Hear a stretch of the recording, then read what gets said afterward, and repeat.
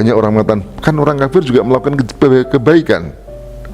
Ada orang kafir yang memberi fakir miskin, ada enggak? Membantu, memberi utang, ya.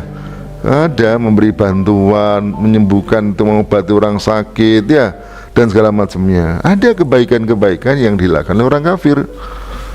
Nah, mereka orang kafir ketika melakukan kebaikan-kebaikan itu, mereka mengharapkan juga. Jadi di dalam hadis penjelasan para ulama itu disebutkan begini. Jadi ketika ayat ini turun, ya, orang-orang kafir itu mengatakan, kami juga punya amal yang nanti dengan amal itu kami akan mendapatkan kebaikan. Ya, kalau sekarang misalnya kami juga ikut membantu, bahkan orang bangun masjid saya ikut bantu, gitu, ikut kurban misalnya, ikut membantu banjir mereka, ada perang saya ikut bantu Palestina misal, segala macamnya, seolah-olah berbagai macam kebaikan. Tapi ayat ini dengan jelas tegas menyebutkan faja'alnahu haba'am mansura. Debu yang terbangan tadi jelas tidak bernilai, tidak berbobot, bahkan dipegang saja juga tidak bisa, tidak ada nilainya sama sekali. Begitu, itulah amal mereka, haba'am mansura tadi. Baik, sekarang pertanyaan begini, mengapa? Jadi ada kemarin saya lihat orang Muslim mengatakan, mengapa orang kafir kok masuk neraka? Kata dia, Thomas Alva Edison membuat bola lampu yang lampunya juga berguna buat kita ngaji, kok masuk neraka? Sementara ada orang Muslim yang korupsi kok malah masuk surga. Gitu? Dia ngomong begitu. Di mana keadilan Allah Subhanahu Wa Taala? Yang pertama, dikiranya surga itu milik dia. Gitu. Terjadilah dialog. Loh, surga neraka itu miliknya siapa? Milik siapa? Berarti yang punya ketentuan untuk memasukkan surga atau tidak itu siapa? Ya terserah yang punya surga. Kok kamu ikut-ikutan menentukan? Memangnya kamu yang buat surga? Memangnya kamu yang buat neraka sehingga kamu ikut-ikutan punya peraturan? Yang punya peraturan itu terserah yang pemiliknya lah. Ya kalau misalnya pemilik misalnya ada rumah, orang beli masuk, silakan masuk. Ada syaratnya, sandalnya dicopot di luar. Kan terserah yang punya rumah. Betul enggak? Kalau kemudian dia buat yang nggak pakai sandal, yang sandal terpakai nggak boleh masuk, kan terserah dia. Kok nggak adil begitu? Ya nggak adil, rumahmu salah sendiri gitu kira-kira.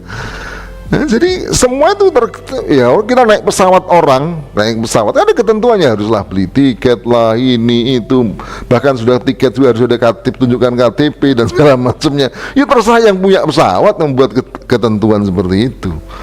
Nah ini kan miliknya Allah SWT, Allah yang punya, Allah yang berikan ketentuan, ya terserah Allah SWT menentukannya apa. Dan dalam hal ini Allah telah menetapkan gitu ketentuan amal diterima, yang itu artinya bahwa mereka bisa dimasukkan surga. Itu ketentuan pertama harus apa? Harus beriman. Itu ketentuan mutlak. Kalau nggak beriman, ya kita masuk neraka, udah nggak bisa masuk surga, haram dimasukkan dalam surganya Allah SWT. Lu ketentuannya Allah. Kok tidak adil? Apanya yang tidak adil? Allah membuat peraturan, kamu tinggal mengikuti peraturan, masuk. Jadi kalau Allah sampai buat peraturan, siapa yang tetap kafir, neraka tempatnya, nggak boleh masuk surga. Itu Allah buat ketentuan. Terus dia ngotot nggak mau beriman, salahnya siapa? Salahnya yang membuat aturan, atau salahnya mereka yang tidak mau mematuhi aturan? Dan Allah nggak mungkin salah, Allah membuat aturan, pemilik surga. Allah tidak akan ditanya atas apa yang mereka kerjakan. La yus'alu amma yaf'alu wa hum yus'alun. Allah tidak ditanya atas apa yang dilakukan. La yus'alu amma yaf'alu wa hum yus'alun. Bahkan mereka sendirilah yang ditanya Allah SWT. Bukan kok kenapa ya Allah engkau mewajibkan kami untuk beriman agar masuk surga. Bukan begitu. Aku perintahkan kamu beriman, kenapa kamu tidak beriman? Begitu pertanyaannya. Dan itu bukan persyaratan yang susah, bukan persyaratan yang sulit. Apa sulitnya beriman pada Allah? Apa beriman hanya bisa dilakukan mereka yang punya uang? Berarti mudah sekali. Apa beriman hanya bisa dilakukan oleh orang yang kuat, orang yang sehat, orang yang kaya, penguasa? Enggak. Berarti berat apa tidak beriman? Beriman bisa dilakukan oleh siapapun. Lah kok dia bisa dilakukan dengan mudah, mereka tidak mengerjakan? Berarti salah siapa? Siapa yang mendolimi? Mereka sendiri yang berbuat dolim. Maka tadi kalau saya katakan bahwa Allah SWT memberikan memberikan syarat bahwa untuk diterima amalnya itu harus beriman. Apa dasarnya? Banyak sekali. Contoh saja, misalnya dalam firman Allah SWT dalam surah Al-Kahfi, Allah SWT berfirman begini: ulaika alladzina kafaru biayati rabbihim. Ulaika alladzina kafaru biayati rabbihim. Mereka adalah orang-orang yang ingkar kepada ayat-ayat Tuhan mereka. Wa liqaihi, dan perjumpaan dengan Allah, yakni mereka mengingkari ayat Allah sekaligus mereka mengingkari hari kiamat. Apa yang terjadi? Fahamitat a'maluhum, maka amal mereka itu terhapus. Bahkan Allah mengatakan fala nuqimu lahum yaumal qiyamati wazna, maka kami tidak mengadakan penimbangan, tidak melakukan penimbangan terhadap amal mereka sedikit pun. Fala nuqimu lahum yaumal qiyamati wazna. Nah, berarti kalau di sini disebutkan mengapa sampai mereka tidak diterima amal mereka, bahkan di dalam ayat ini digambarkan amal mereka seperti haba'am mansuro.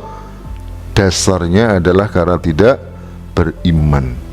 Karena syarat diterima amal, syarat pertama itu adalah keimanan.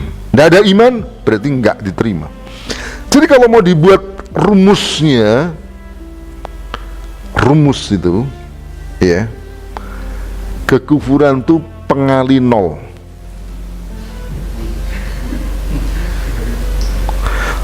Jadi ibaratnya pengali itu begini. Ini ada angka 1, 2, 3, 4 sampai bahkan 1 juta, 1 miliar. Tapi kalau dikalikan nol, berapa hasilnya? Nol. Jangankan 1, jangankan 2, jangan 1000, 1 juta, 1 triliun, bahkan seluruh muka bumi ini dikalikan nol, hasilnya nol. Kapan itu baru bernilai? yakni kalau beriman berarti dia bukan angka nol, bisa 1, bisa segala macamnya, tapi yang pasti bukan nol. Maka sebenarnya kalau kita lihat ini rumus juga sebenarnya pasti. Jadi kalau usah protes orang kafir. Nah, kalau protes, kenapa mereka tidak mau beriman? Beriman itu soal mudah. Apa yang menghalangi mereka untuk beriman pada Allah? Dan padahal memang menurut akal manusia memang harus beriman kepada Allah. Coba misalnya orang tidak menggunakan, tidak mau beriman, apa alasannya? Dia ada karena ada Allah. Dia hidup karena Allah SWT. Dia memiliki, mendapatkan berbagai macam kenikmat karena Allah Subhanahu wa Ta'ala. Lalu apa yang menghalangi dia untuk beriman kepada Allah itu apa? Gitu?